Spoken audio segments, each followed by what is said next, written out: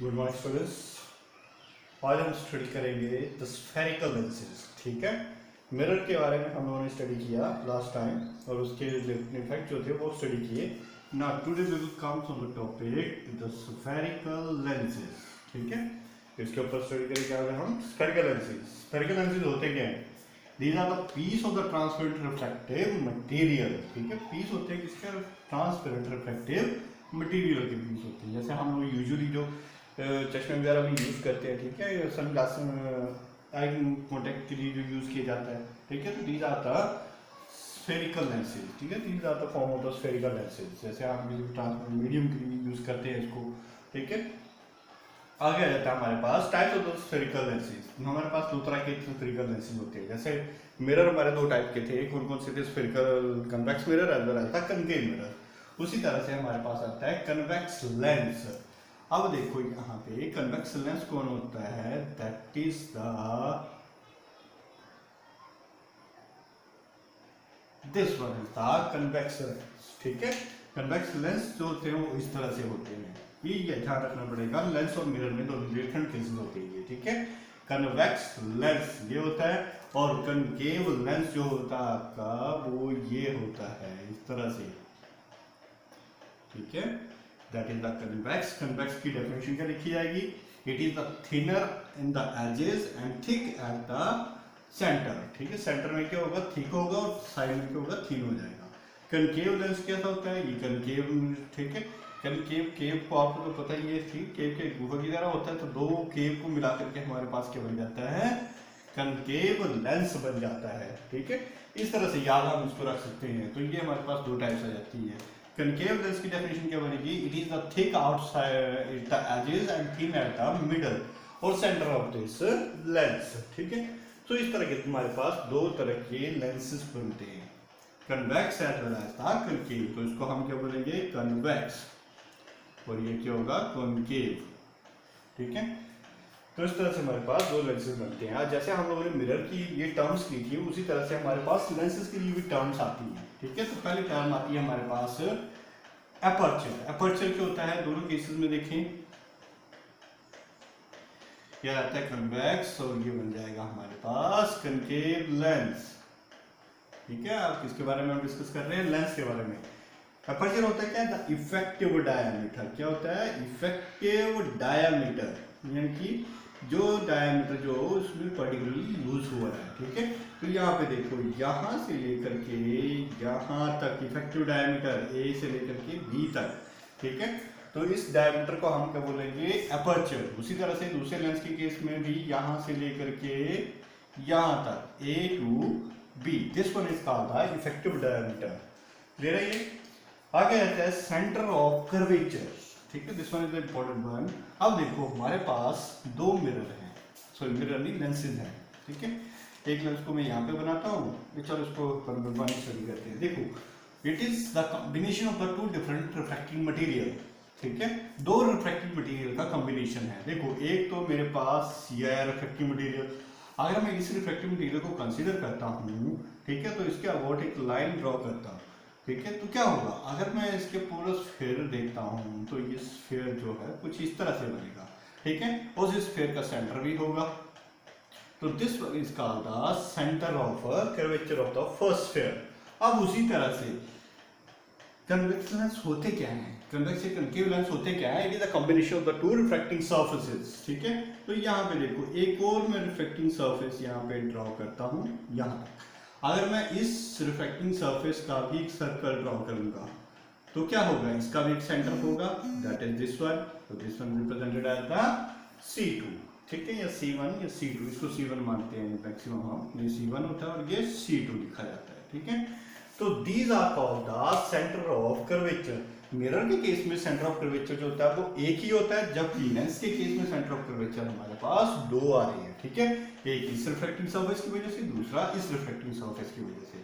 तो ये जो हमारे पास C1 और C2 बनेंगे, यानी कि स्फीयर के जो सेंटर होते हैं उनको हम क्या बोलते हैं? Centre of curvature. देखिए, तो इसकी जो डिनोटिंग होती है, इसको हम डिनोट करते हैं R से डिनोट करते हैं, इसको R1 और इसको R2 से डिनोट किया जाता है। ठीक है, और जो भी कैलकुलेशंस होती है वो हमेशा सेंटर से ही की जाती है, जो आगे बताएंगे हम इसके क्लियर होगी बात ये। This one is called the centre of curvature. आगे आ जाती है प्रिंसिपल एक्सिस। प्रिंसिपल एक्सिस क्या होती है? Principal axis a straight parallel line which passes from the centre of curvature. Straight parallel line होती है, कहां से पास कर रही है? सेंटर ऑफ कर्वेचर से पास कर रही है। एंड गोज अनडिविएटेड, यानी कि इसमें कोई भी डेविएशन नहीं होगी, ठीक है। इस तरह की ग्रुप को बोला जाता है सेंटर ऑफ प्रिंसिपल एक्सिस बोला जाएगा, ठीक है। अगर दूसरे केस में बना देते हैं हम इसको प्रिंसिपल एक्सिस, ये आता है कनकेव मिरर, मिरर में सॉरी लेंस, तो ये आ जाता है इसके लिए प्रिंसिपल एक्सिस, जो बिना डेविएट हुए आगे पास कर जाती है। और बाकी की लाइट जो होगी इसके ऊपर या नीचे होगी वो डेविएट कर जाएगी, बट यहाँ से ये डेविएट नहीं करेगी। तो इसके लिए सेंटर ऑफ कर्वेचर एक यहाँ पे आएगा, इसके लिए यहाँ पे एक C2। क्लियर होगी बात, ठीक है। ऑप्टिकल सेंटर, अब देखो यहाँ पे हमारे पास दो सेंटर ऑफ कर्वेचर आ रही है। तो एक ऑप्टिकल सेंटर क्या होता है? The mid point of this lens. एक लेंस का एक मिड पॉइंट भी होता है, जैसे इस केस में मिरर के केस में एक पोल होता था, ठीक है। पोल जो मिड पॉइंट को रिप्रेजेंट करता था, जहां से हमारे कैलकुलेशंस करते हैं। उसी तरह से लेंसेज के केस में हम इसको बोलते हैं ऑप्टिकल सेंटर बोला जाता है। तो इसको हम किससे रिप्रेजेंट करेंगे? C से रिप्रेजेंट करेंगे। उसी तरह से ऑप्टिकल सेंटर एक यहाँ पे भी आएगा इसका, that is represented by C। और जितने भी कैलकुलेशंस होती हैं यहाँ से ऑप्टिकल सेंटर से ही ली जाती हैं, इसलिए मैंने यहाँ पे R1 और यहाँ पे R2 रिप्रेजेंट किया है। तो यहाँ पे हम इसको रिप्रेजेंट कर सकते हैं R1 यहाँ तक और यहाँ से लेकर यहाँ तक R2। This particular C is called the optical center of the lens। Clear होगी बात ये सारी टर्म्स। आगे हम पढ़ेंगे प्रिंसिपल फोकस के बारे में, ठीक है। फोकस हम लोगों ने ऑलरेडी मिरर के केस में भी पढ़ा हुआ है। फोकस मिरर के केस में क्या रिप्रेजेंट करता था कि जहां पे सारी की सारी रे ऑफ लाइट जो वो कन्वर्ज हो जाती हैं, ठीक है। मान लो ये रे ऑफ लाइट आ रही है तो यहाँ से पास होके जाएगी, यहाँ से जाएगी तो यहाँ से पास होके जाएगी। जहां पर ये रे ऑफ लाइट जो है कन्वर्स होती हैं, उसी पॉइंट को हम क्या बोलते थे? फोकस बोलते थे। लेकिन अब लेंसेज के केस में ये डिफरेंट हो जाता है, ठीक है। थोड़ा सा चेंज हो जाएगा, बाकी सब कुछ सेम रहेगा। तो लेंसेज के केस में हमारे पास दो तरह के फोकस बनते हैं, ठीक है। फॉर कन्वेक्स लेंस के लिए हम कन्वेक्स लेंस के लिए स्टडी कर लेते हैं। तो एक होता है first principal focus. First principal focus को किसको बोला जाता है? जब हमारे पास ऑब्जेक्ट जो होगा कहां पे पड़ा होगा? एक पर्टिकुलर पॉइंट से पड़ा होगा और इससे जो निकलने वाली रे ऑफ लाइट है आफ्टर रिफ्रैक्टिंग, रिफ्रैक्ट होने के बाद क्या होगी? Will goes parallel to the principal axis and form the image, ठीक है। इमेज कहां पर फॉर्म करेंगी?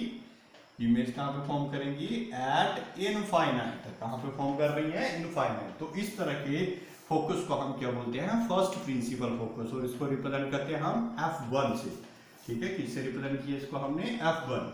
व्हेन कौन सा होता है first principal focus? When object form image at infinity. कहां पे? इनफाइनाइट पे इमेज जो है, ऑब्जेक्ट जो इमेज कहां पे फॉर्म करेगा? इनफाइनाइट पे, ठीक है। After refraction, after refraction, refract होने के बाद। क्लियर होगी बात। तो this one is called the first principal focus. क्या बोला जाता है इसको? First principal focus. उसी तरह से second principal focus. Second principal focus कब बनता है? जब हमारे पास रे ऑफ लाइट जो है वो इंफिनिटी से आती है और that is converge eight a point,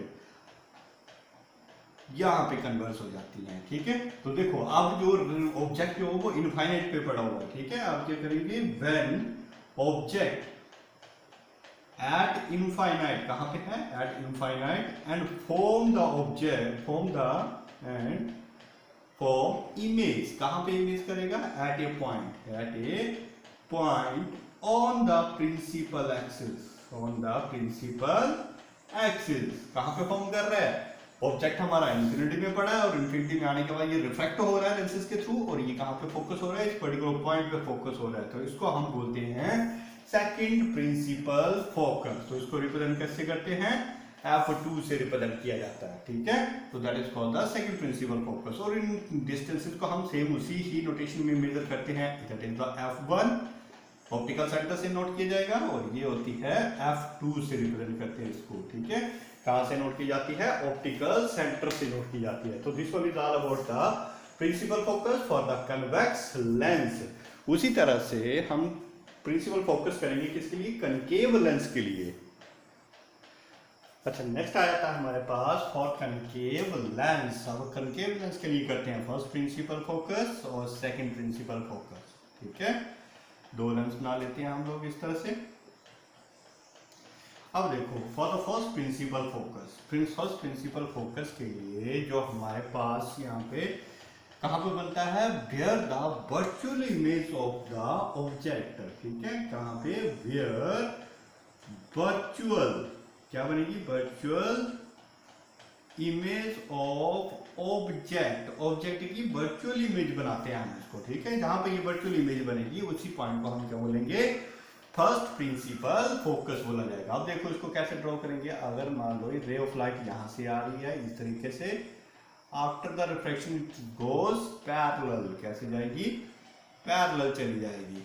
ठीक है, पैरेलल जाती है तो क्या होगा, रे ऑफ लाइट तो कहीं पे भी नहीं मिल रही है, तो हमने क्या बनाना है, the virtual image of the object. देखो वर्चुअल इमेज ऑब्जेक्ट की ऑब्जेक्ट ये आ रही है। ठीक है, इसके बाद तो इन्फिनिटी में जाके इसकी इमेज बनेगी। तो वर्चुअल इमेज कैसे बनेगी, ये जो बिफोर रिफ्लेक्टिंग जो लाइन है उसको हम क्या करेंगे, आगे की तरफ एक्सटेंड करेंगे। ठीक है, जिस पर्टिकुलर पॉइंट पे वो मिलेगी उसको हम बोलेंगे फर्स्ट प्रिंसिपल फोकस। ठीक है, क्या बोलोगे, when the virtual image of the object is found. ठीक है, एंड इमेज कहां पे बनेगी, इमेज इज एट इनफाइनाइट। कहां पे बन रही है इमेज, इनफाइनाइट। उसी तरह से सेकंड प्रिंसिपल फोकस क्या होगा, उसी तरह से सेकंड प्रिंसिपल ऑफ फोकस जो बनेगा हमारे पास वो इस तरह से बनेगा, when the ray of light coming from the infinite object parallel to the principal axis. यानी कि अब ऑब्जेक्ट कहां पे पड़ा हुआ है, इनफाइनाइट पे पड़ा हुआ है। ठीक है, और जो हमें आफ्टर रिफ्लेक्शन क्या होगा, डेविएट डाइवर्जिंग लेंस होते हैं ये। ठीक है, when virtual image, when virtual position लिख देते हैं यहाँ पे, पोजीशन ऑफ इमेज, यानी कि अब वर्चुअल पोजीशन बनाई जाएगी किसकी, इमेज की। रे ऑफ लाइट कहां से आ रही है, इनफाइनाइट डिस्टेंस से ऑब्जेक्ट से आ रही है। ठीक है, जहां कैसे रही है, अनडेविएटेड होकर चली, कहीं पे भी नहीं मिल रही है ये तो। ठीक है, तो हम क्या करते हैं, इसकी एक वर्चुअल इमेज बना देते हैं। तो जहां पे ये वर्चुअल इमेज मिलती है उस सेकंड पॉइंट को हम क्या बोलते हैं, सेकंड प्रिंसिपल फोकस बोला जाता है। ठीक है, तो this one is all about the principal focus for the convex as well as the concave.